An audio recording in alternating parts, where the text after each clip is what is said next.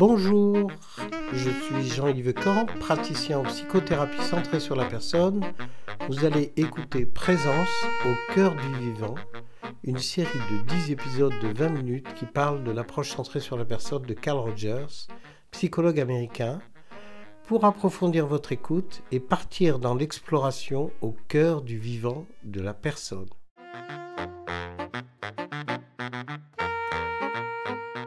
Bonne écoute. Dans ce troisième volet, j'avais envie qu'on pénètre un peu plus dans ce grand self et qu'on voit ce qui s'y passe un petit peu. Et notamment, comme c'est quand même un espace qui se déroule à l'infini, qui est grand, c'est un peu vertigineux. Et donc, à la fois c'est libre, et à la fois c'est grand, et donc ça va produire une envie de s'attacher quelque part, un peu comme sa marée, comme en escalade, on est dans le vide. On va avoir ce réflexe de chercher des pitons, de les planter dans la roche, de s'accrocher. C'est-à-dire que, comme en escalade, dans notre self, on a besoin aussi de liens d'attachement. Et ce lien d'attachement va jouer un rôle capital dans notre, à la fois gestion du self, mais aussi dans notre pilotage. Et que ces liens d'attachement, ils ne nous viennent pas de n'importe qui. Ils nous sont appris dès le fœtus, et encore plus après à la naissance, mais en tout cas, il va se développer dans le lien maternel. Et alors, tout le monde a entendu parler qu'en ce moment, on parle beaucoup de liens d'attachement, qu'on parle d'attachement maternel. Et moi, j'aurais voulu l'aborder d'une autre manière. Parce que quand on parle de la mère, on parle d'une personne, d'une femme qui est mère, mais on ne parle pas de tout ce qu'elle symbolise en elle-même. C'est-à-dire que finalement, votre mère, ma mère, notre mère, symbolise une série de planètes qu'on ne soupçonne pas dans notre self. Et notamment, une planète qui est très très forte, c'est le rapport à la Terre, c'est le rapport à l'identité, le fait que c'est notre mère qui, dans l'attachement maternel, nous transmet une série d'émotions, de sensations, une série de mémoires profondes autour de liens d'attachement qui n'est pas simplement lié à une personne, mais aussi à ce que moi j'appelle l'identité culturelle. Et d'ailleurs, cette identité, on la retrouve, en tout cas moi je la retrouve quand je vais en Bretagne, pays de ma mère, où je peux me sentir complètement ému, ressentir quelque chose d'un peu bizarre que je ressens et qui me fait dire que j'ai un attachement à cette région un peu émotionnel, un peu global. Donc finalement, l'attachement maternel ne renvoie pas simplement à un attachement maternel psychologique, mais il amène aussi à un attachement identitaire. On voit que dans le monde entier, des gens se battent, se tuent autour de l'identité. L'identité, je suis français, je suis anglais, je suis américain, je suis palestinien, je suis israélien, c'est ma terre, c'est pas la tienne. Et que à travers l'identité se joue un rapport émotionnel profond, global, qui fournit à son self une forme de lien d'attachement, comme la corde d'escalade. Donc quand je suis attaché à l'identité, je ne suis pas simplement attaché à l'identité pour des raisons politiques et culturelles, mais j'y suis attaché parce que ça me donne le sentiment de ce fameux remplissage dont je parlais, ça me donne du plein. Finalement, quand je suis en Bretagne, je ressens des choses fortes qui me fait sentir plein et qui m'évite de me confronter au fait de cet espace libre et qui finalement sans frontières, sans pays, sans culture, sans identité.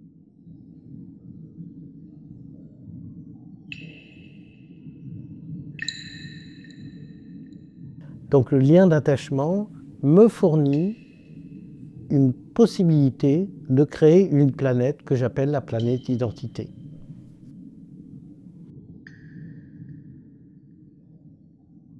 Et c'est là où tout commence.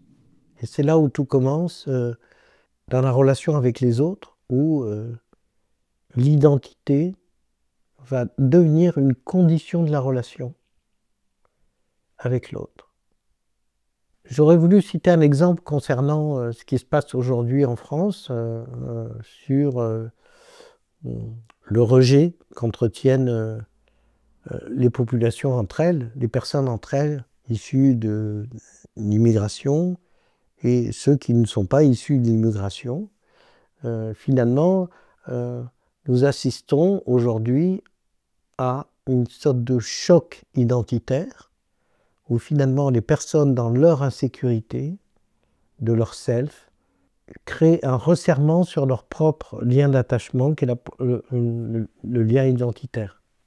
Mais finalement, la question, c'est qu'est-ce qui se passe quand les gens sont là-dedans? Pourquoi sont-ils là-dedans? Et en quoi ce lien d'attachement identitaire crée de la sécurité?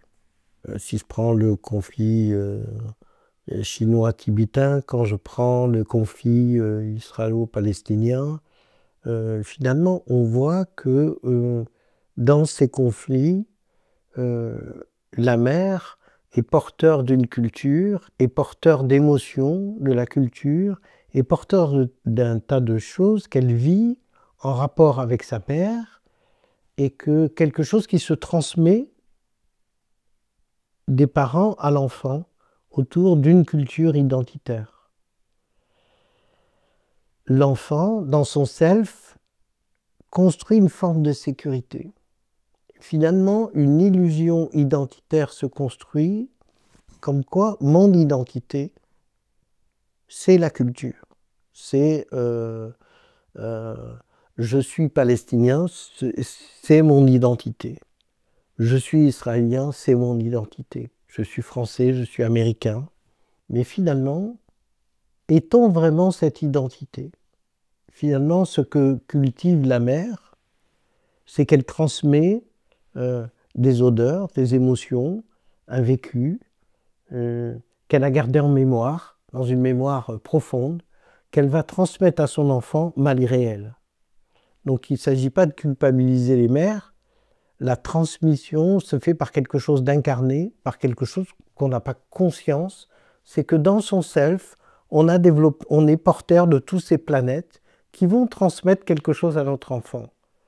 La mère, le père, les parents, sans le vouloir, sont transmetteurs d'un rapport à l'identité qui peut évoluer dans le temps aussi, puisqu'on voit des gens qui renient le fait qu'ils soient dans telle ou telle culture, qui se tournent vers un autre choix. Donc on voit bien que la personne, dans son self, peut être amenée à choisir aussi. Mais on voit que dans le monde entier, aujourd'hui, nous arrivons aux limites de ce que moi j'appelle l'identité élétaire, qui sont transmis par l'idée parentale que vivre en soi suppose d'avoir une terre extérieure, qu'on va nommer France, qu'on va nommer Amérique, ou Palestine, ou Israël, ou autre. Suis-je vraiment français? Suis-je vraiment palestinien? Suis-je vraiment israélien? Est-ce que cette identité-là me définit? Est-ce qu'elle parle vraiment de moi, de mon identité profonde, de ce que je suis vraiment en tant que personne? L'identité qu'on nous a transmise, c'est une identité qui se transmet par un processus complexe qui nous échappe un peu.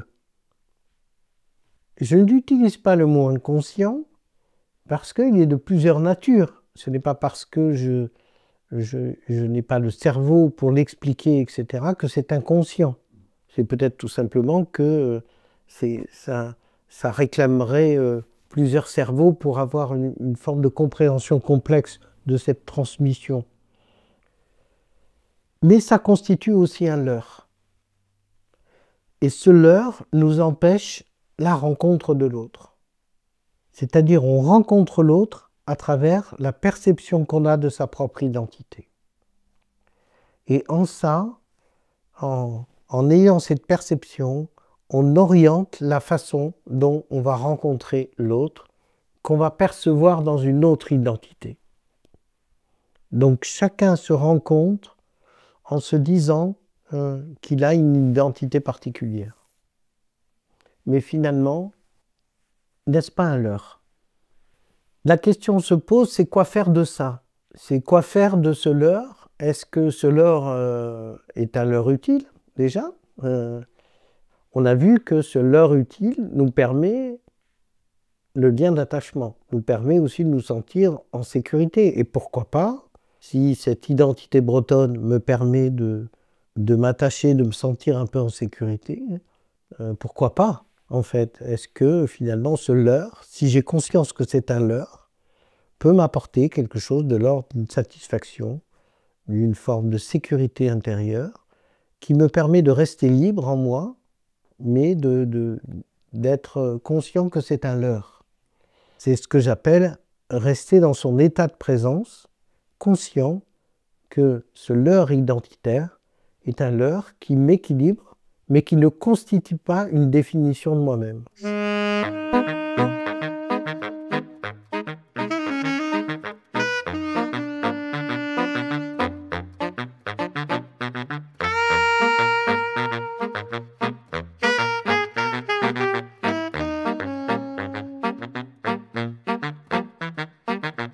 Donc c'est porter un regard inconditionnel positif sur le fait que ce leurre est utile, mais c'est d'être authentique avec soi-même, authentiquement empathique, que c'est un vrai leurre qui ne nous définit pas.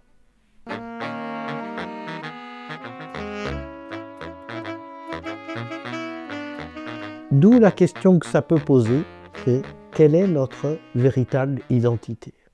Et c'est là où commence la rencontre centrée sur la personne, où finalement on ne va pas définir la personne à travers son identité quelle qu'elle soit, on va la définir à travers la qualité de présence qu'elle offre et qu'on lui offre.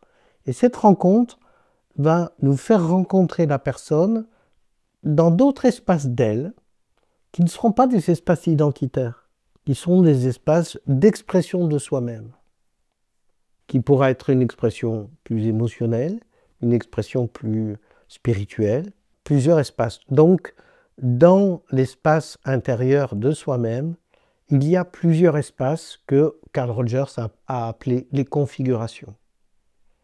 Et si je choisis que la configuration identitaire, qui est quand même un mode illusoire, je me centre sur une forme de configuration et du coup je rencontre une autre personne d'une certaine manière. Donc changer la relation, changer la rencontre, c'est rencontrer la personne dans toutes ses configurations. Donc l'approche centrée sur la personne est une approche qui propose d'écouter la personne globale et donc de découvrir toutes ses configurations et de ne pas en faire une vérité sur la personne, mais simplement d'explorer la diversité, la multiplicité de ses configurations. Car une personne est comme le monde, multiple.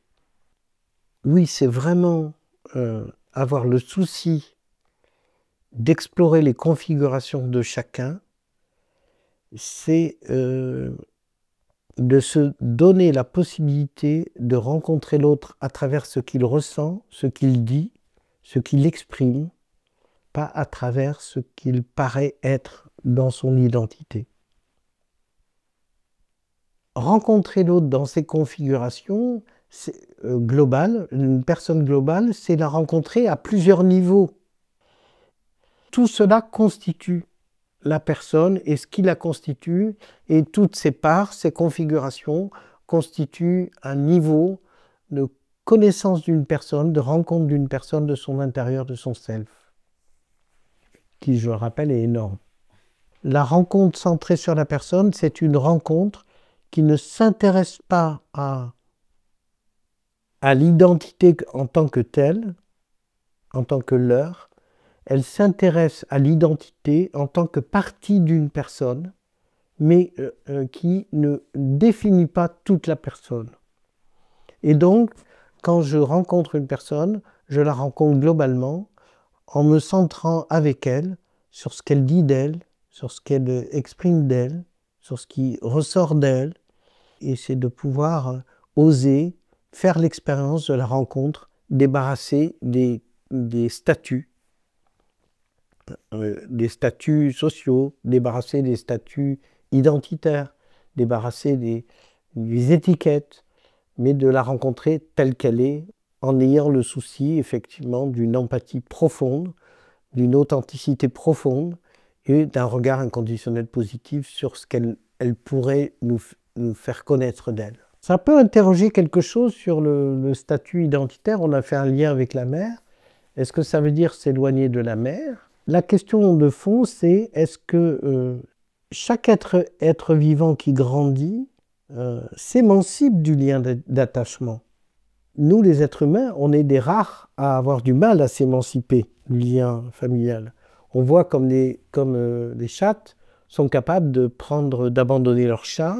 On voit que dans la nature, le détachement fait partie de quelque chose qui est... Chez les humains, il y a une recherche identitaire comme pour rester collé à quelque chose.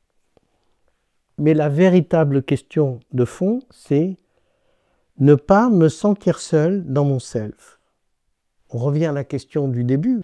C'est finalement le lien d'attachement est un mode d'occupation intérieure qui me permet de ne pas me retrouver dans un self libre. L'attachement identitaire limite la liberté du self, nous met dans des positionnements de dépendance à des liens, des attachements qui nous détruisent à terme.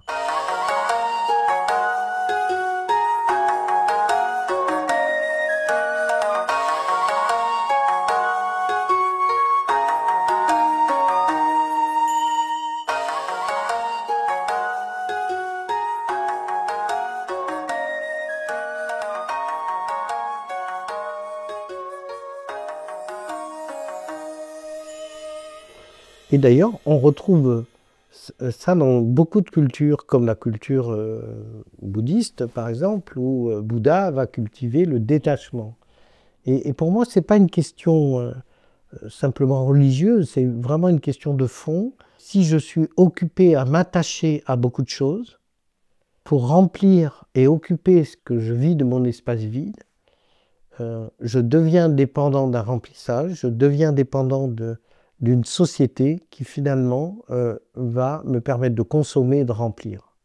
Car la société capitaliste, les sociétés occidentales, constituent des sociétés qui nous aident à remplir et à nous attacher.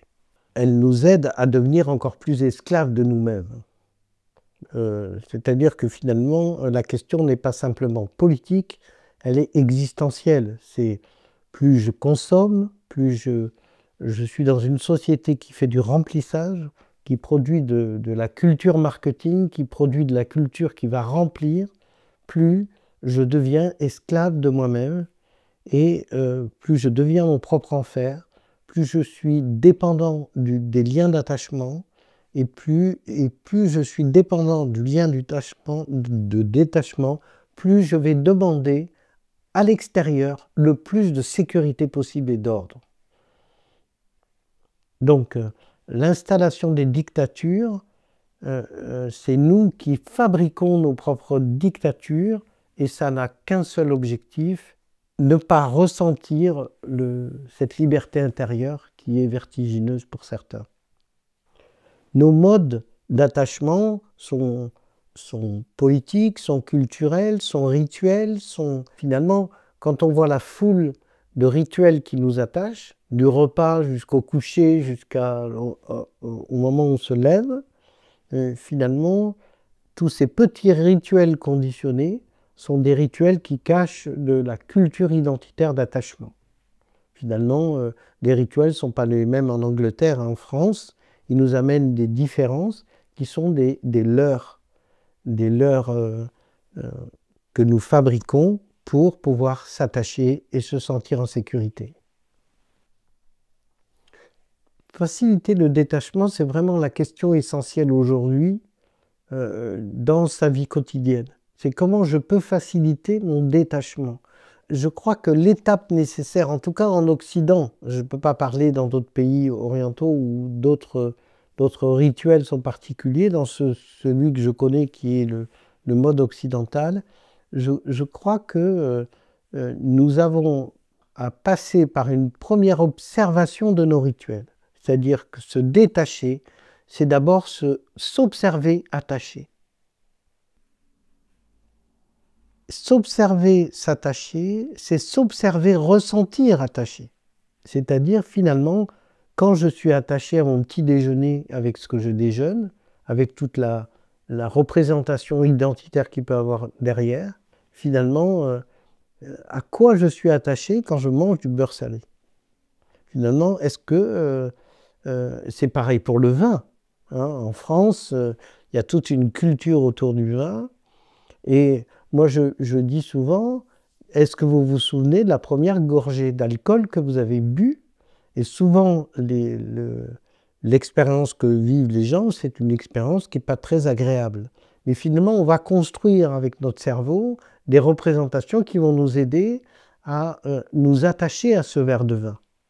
Je crois que nous sommes rentrés dans une ère de l'humanité où l'observation de nos attachements est nécessaire et décisive pour effectuer des choix qui seront des choix individuels, qui seront des choix de personnes, mais qui vont aussi provoquer des changements dans les relations. C'est donc une transformation intérieure qui passe par dévoiler le leurre qui est l'identité d'attachement.